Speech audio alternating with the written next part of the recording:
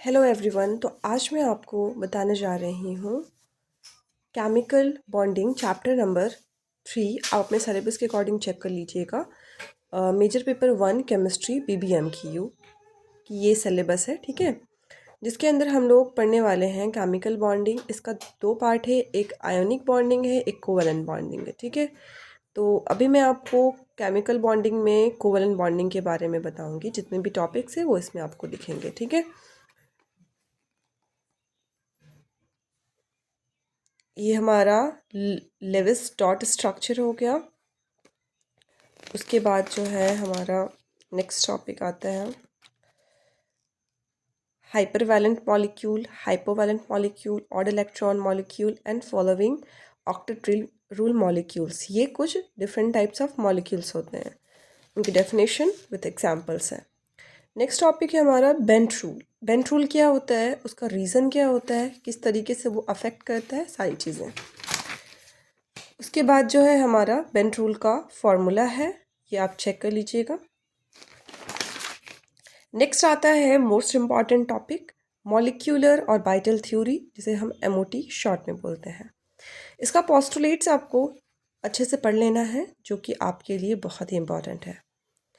उसके बाद जो है ये थोड़ा लंबा है, इसके लंबे पॉइंट्स हैं, ठीक है, आप इसको अच्छे से कर लीजिएगा। और उसके बाद जो है कुछ मॉलिक्यूल्स के आपको MOT बनाने के लिए भी दिया जा सकता है। तो यहाँ पे आपको ना समझ आए तो आप मुझे कमेंट करके बता सकते हो, मैं आपको MOT पे अलग से वीडियो बनाकर दे दूँगी। इस तरीके से आपको 2 डिफरेंट रूल्स होते हैं, उसके अकॉर्डिंग आपको MOT ड्रॉ करनी होती है, ठीक है। ये थोड़ा रफ वर्क है मेरा। यहाँ पे नेक्स्ट टॉपिक है हमारा फॉर्मल चार्ज। फॉर्मल चार्ज का यहाँ पे डेफिनेशन है और सबसे इम्पॉर्टेंट यहाँ पे है उसका फार्मूला। तो यहाँ पे FCTVE क्या है वो लिखा हुआ है, आप चेक कर लें। और यहाँ पे आपको कोई भी एक मॉलिक्यूल दे सकता है, उसका फॉर्मल चार्ज निकालने के लिए आपको दिया जा सकता है।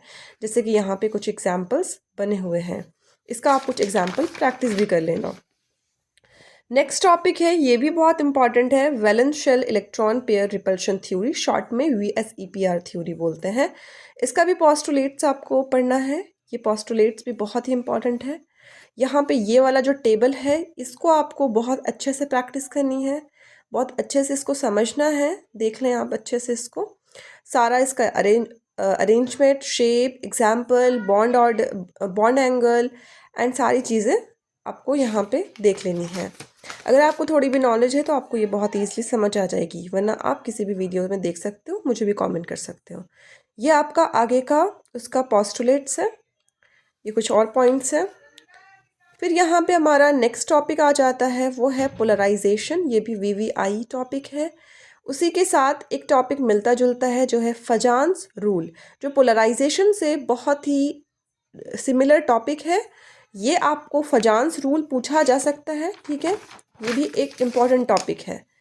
यहाँ पे आपको हायर जो है 2 पॉइंट्स है फजान्स रूल के रिलेटेड, और यहाँ पे कुछ शॉर्ट में पोलराइजेशन जो पोलराइजिंग पावर है वो डायरेक्टली प्रोपोर्शनल होता है कोवेलेंट कैरेक्टर के, और इन्वर्सली प्रोपोर्शनल होता है साइज ऑफ कैटायन के।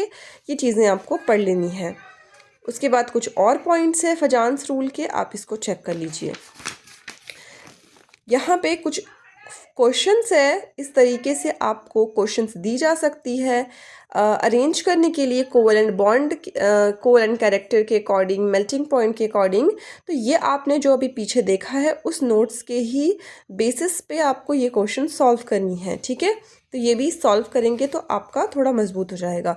यहाँ पे कुछ क्वेश्चंस है, why PbCl4 is covalent while PbCl2 is ionic. तो ये भी फजान्स रूल के बेसिस पे क्वेश्चंस है और उसका आंसर भी ऑलरेडी मेंशन्ड है।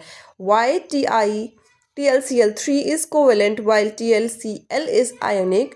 तो इसका भी फजान्स रूल ही रीज़न है, ठीक है। यहाँ पे इम्पॉर्टेंट नोट दिया हुआ है, वो भी आप पढ़ लीजिएगा। उसके बाद जो है हमारा नेक्स्ट टॉपिक है ionic character in covalent bond. तो कोवेलेंट बॉन्ड में आयोनिक कैरेक्टर किस तरीके से होता है वो भी एक इम्पॉर्टेंट, देखिए यहाँ VVI लिखा हुआ है, तो इसको आपको अच्छे से कर लेना है, ठीक है। नेक्स्ट जो है उसका कंटिन्यूएशन है। एंड उसके बाद जो है, जो हमारा लास्ट टॉपिक था आयनिक कैरेक्टर इन कोवेलेंट बॉन्ड, उसको डाइपोल मोमेंट के टॉपिक में भी आ सकता है, पूछा जा सकता है। फिर आएगा आपका application of dipole moment, application of dipole moment, ठीक है। यहाँ पे आपका कुछ एप्लीकेशन है उसका, ये चेक कर ले, कुछ पॉइंट्स हैं, कुछ और पॉइंट्स यहाँ पे हैं डाइपोल मोमेंट्स के एप्लीकेशन में, ठीक है। अब यहाँ पे है फैक्टर्स अफेक्टिंग डाइपोल मोमेंट, कौन कौन से फैक्टर्स है जो डाइपोल मोमेंट को अफेक्ट करता है। अब डाइपोल मोमेंट को का फॉर्मूला होता है, उसके बेसिस पे आपको कुछ क्वेश्चन पूछा जा सकता है। जैसे एक न्यूमेरिकल यहाँ पे दिया हुआ है, एक और न्यूमेरिकल यहाँ पे दिया हुआ है, और दोनों का सॉल्यूशन भी यहाँ पे आपको मौजूद है, ठीक है, मेरे कॉपी में। उसके अलावा जो है यहाँ पे कुछ चीज़ें हैं, ये आपका थोड़ा रफ वर्क है, आप देखेंगे तो समझ आ जाएगा, ठीक है। पोलर एंड नॉन पोलर किस तरीके से हम लोग आइडेंटिफाई करते हैं, वो थोड़ा सा रफ वर्क है। यहाँ पे नेक्स्ट टॉपिक आता है, what is hybridization. This is also an important topic for your semester exam, so you can check it out as well. So यहाँ पे है some important points and features of hybridization, तो ये भी बहुत ही इम्पॉर्टेंट टॉपिक है। Hybridization कितने टाइप्स के होते हैं, हाइब्रिडाइजेशन होता क्या है, ये सारी चीज़ें। फिर एसपी अगर है तो उसका कैसा शेप होगा, जियोमेट्री होगा, एंगल कैसा होगा, एग्जाम्पल्स आपको ये पढ़ लेने हैं, ठीक है। उसके बाद जो है यहाँ पे आपका हाइब्रिडाइजेशन के लिए एक फार्मूला आता है, वो फार्मूला भी यहाँ पे लिखा हुआ है, और कुछ मॉलिक्यूल्स के हाइब्रिडाइजेशन आपको निकालने हैं, शेप बताने हैं, एंगल्स बताने हैं, इस तरीके से आपको क्वेश्चन पूछा जा सकता है। उसके बाद नेक्स्ट टॉपिक हमारा है hydrogen bonding. It is an attractive force of attraction between hydrogen and electronegative atom. तो हम लोगों को पता है मोस्ट जो इलेक्ट्रोनेगेटिव एटम है वो फ्लोरीन है, तो हाइड्रोजन और फ्लोरीन के बीच में हाइड्रोजन बॉन्डिंग सबसे ज़्यादा स्ट्रॉन्ग बनता है। कंडीशन क्या है, टाइप्स ऑफ हाइड्रोजन बॉन्ड क्या है, इंटरमॉलिक्यूलर और इंट्रामॉलिक्यूलर होता है, ठीक है। तो ये एक यहाँ पे देख ले, टाइप्स इंट्रामॉलिक्यूलर और intermolecular. Why H2O is liquid in nature while H2S is gas, तो इसका भी रीज़न क्या है, हाइड्रोजन बॉन्डिंग। तो ये इस तरीके से क्वेश्चन भी आ सकता है और डायरेक्ट टॉपिक भी पूछी जा सकती है आपको। तो postulates of valence bond theory आपको ये आगे मिलेगा, तो ये हमारा पार्ट 2 आ जाएगा।